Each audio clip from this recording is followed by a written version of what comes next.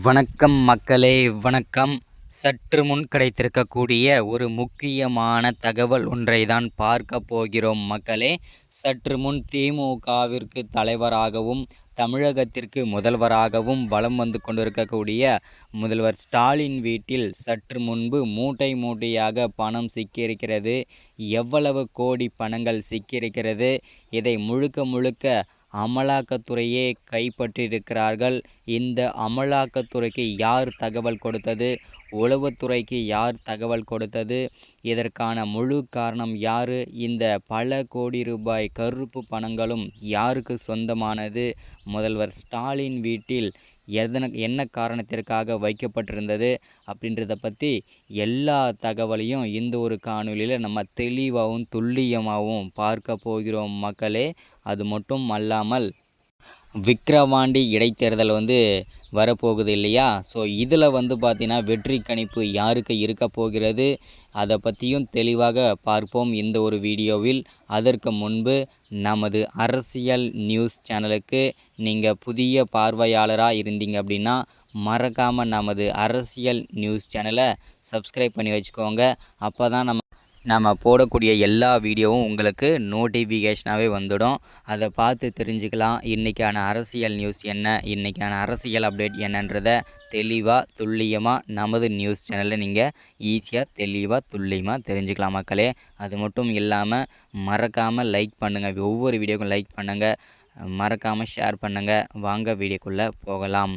சற்று முன்பு கிடைத்திருக்கக்கூடிய ஒரு முக்கியமான பரபரப்பான தகவல் என்ன அப்படின்னு கேட்டிங்கனாக்கா, திமுகவிற்கு தலைவராகவும் தமிழகத்திற்கு முதல்வராகவும் சிறப்பாக ஆட்சி செய்து கொண்டிருக்கக்கூடிய முதல்வர் ஸ்டாலினுடைய வீட்டிலேயே தற்போது அவருடைய பண்ணை வீட்டில் தற்போது மூட்டை மூட்டையாக பணம் சிக்கியிருக்கிறது.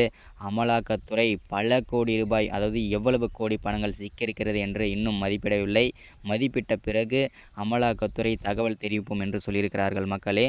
அதற்கு முன்பாக நமக்கு உளவுத்துறை ரிப்போர்ட் கொடுத்துருக்காங்க. என்ன தகவல் அப்படின்னா, மூட்டை மூட்டையாக முதல்வர் ஸ்டாலின் வீட்டில் பண்ணை வீட்டில் சிக்கியிருக்கிறது என்றும் இதை அமலாக்கத்துறை கைப்பற்றியிருக்கிறார்கள் என்றும் செய்திகள் வெளியாகி கொண்டிருக்கிறது மக்களே, உளவுத்துறை ரிப்போர்ட் மூலிமா. அடுத்ததாக இந்த கருப்பு பணங்கள் அனைத்தும் யாருக்கு சொந்தமானது, இங்கு என்ன காரணத்திற்காக வைக்கப்பட்டிருப்பது, ஸோ அது மட்டும் இல்லாமல் இவர் முதல்வர் ஸ்டாலினுடைய பணமா இல்லை வேறு வகையில் வந்த பணமா அப்படின்னு சொல்லிட்டு பல கோணங்களில் அமலாக்கத்துறையிடம், அதாவது முதல்வர் ஸ்டாலினிடம் கேள்வி மேலே கேள்வி கேட்டுட்டு வந்துட்டுருக்காங்க. ஸோ அது மட்டும் அல்லாமல் இதற்கு முன்பு 60,000 கோடி ஊழலில் சிக்கியிருந்தார் முதல்வர் ஸ்டாலின். அவரும் அவருடைய மகன், அதாவது அமைச்சர் உதயநிதியும் 60,000 கோடி ஊழலில் சிக்கியிருந்தார்கள். அதைத் தொடர்ந்து தற்போது மூட்டை மூட்டையாக பண்ணை வீட்டில் பணம் வைத்திருந்த குற்றத்திற்காக பெரும் சோகத்தையும் அதிர்ச்சியையும் ஏற்படுத்தியிருக்கிறார்கள். ஸோ அது மட்டும் அல்லாமல் கைது செய்வதற்கான வாய்ப்புகளும் இருக்கிறது. ஆனால் ஒரு தமிழ்நாட்டின் தலைவரையே கைது செய்வது என்பது பார்த்திங்கன்னா அவ்வளவு சாதாரண காரியம் கிடையாது. கைது செய்வது என்பது ஒரு நடக்காத காரியம். இருந்தும் பணத்தை எல்லாம் கண்டிப்பாக கைப்பற்றி விட்டார்கள் என்று தெளிவாக உறுதியாகிறது மக்களே.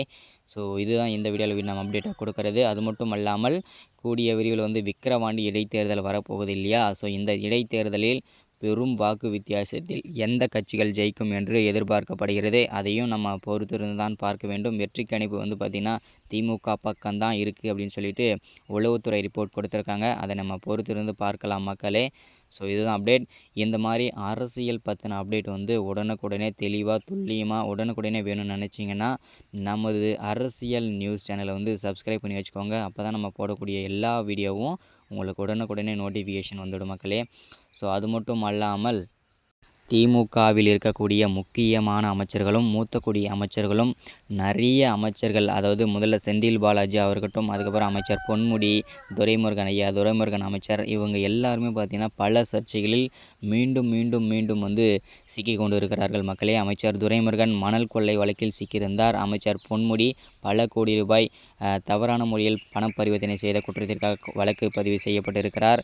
அது மட்டும் இல்லாமல் செந்தில் பாலாஜி வேலை வாங்கி தருவதாக ஏமாற்றி பணத்தை பறித்த புழல் சிறையில் அடைக்கப்பட்டு இருக்கிறார். இந்த மாதிரி திமுகவின் முக்கிய புள்ளிகள் எல்லாருமே பல சர்ச்சைகளை சிக்கிக்கொண்டு தொடர்ந்து வந்து கொண்டிருக்கிறார்கள் மக்களே.